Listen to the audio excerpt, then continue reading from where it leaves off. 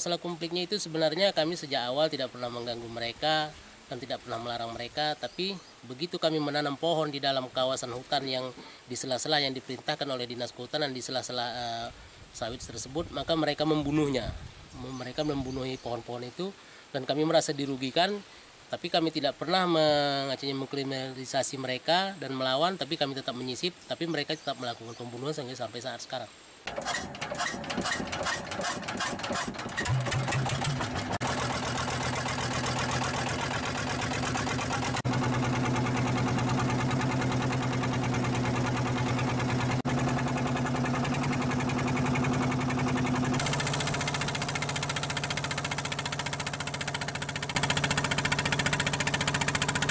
Sawit ilegal harusnya Departemen Kehutanan melalui KPH tingkat 1 Kabupaten Langkat itu tidak berdiam diri. Harus dihentikan, segera dihentikan sebelum bencana itu datang.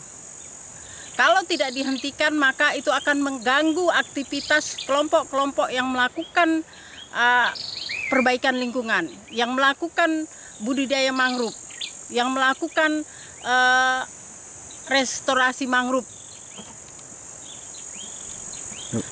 Ya, harus ada tindakan tegas. Jika memang terjadi ada alas bukti mereka tidak ada, segera laporkan.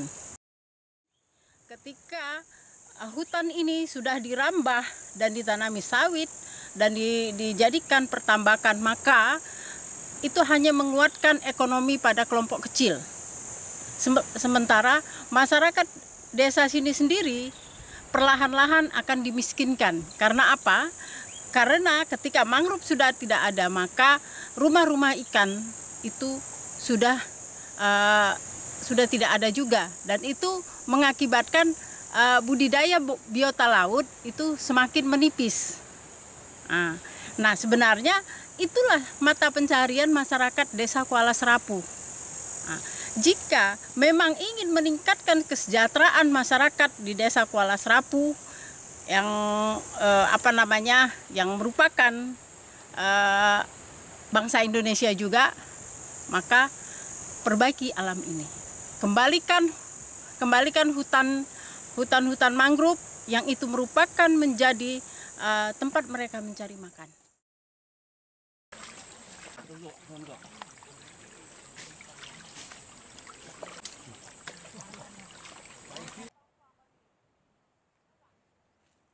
Kalau dulunya Pak, hutan lindung itu Pak.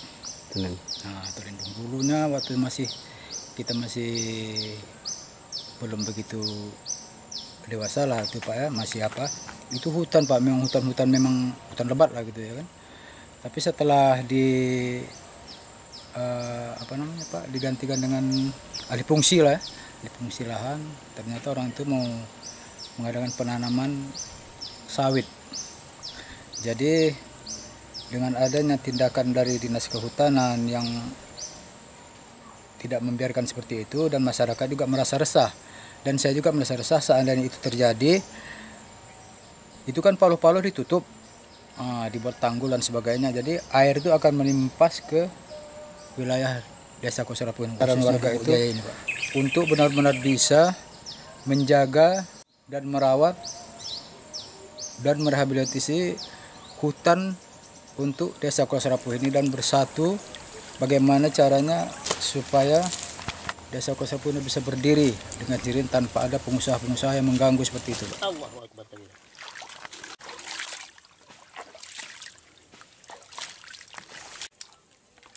Ya, sepanjang kami mendampingi kelompok Tani Nipah yang saat ini memang diketuai oleh Saudara Samsul,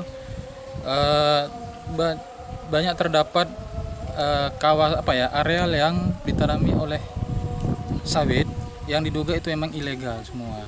Nah, beberapa kali kami mencoba investigasi ke lapangan, apalagi dikaitkan dengan persoalan hukum yang sedang dihadapi oleh Ketua Kelompok Tani Nipah, Samsul Bahri. Diduga ini memang ada proses pembiaran atau pembackingan oleh pejabat-pejabat daerah penyebab merebaknya sawit ilegal di seputaran Desa Kuala Serapu. Nah, Samsul Bahri karena kepeduliannya terhadap pelestarian lingkungan mencoba untuk melakukan penjarangan kelapa sawit yang berada di dalam izin kemitraan yang mereka punya seluas 242 hektar, yang di dalamnya itu ada sekitar 60-65 hektar terdapat kelapa sawit ilegal. Nah, dari kewajiban-kewajiban yang dilaksanakan oleh kelompok tani ini menimbulkan respon dari orang-orang yang mengakui sebagai pemilik kelapa sawit. Nah, dari proses inilah mendatangkan kriminalisasi terhadap ketua kelompok tani. Nah, saat ini memang LBH Medan fokus dan intens untuk menampingi kelompok tani nipah baik dari sisi persoalan hukumnya, yaitu dalam proses penyidikan di kepolisian saat ini di Polres Langkat, maupun penguatan wawasan dan pengetahuan secara hukum bagi seluruh anggota kelompok taninya, seperti itu.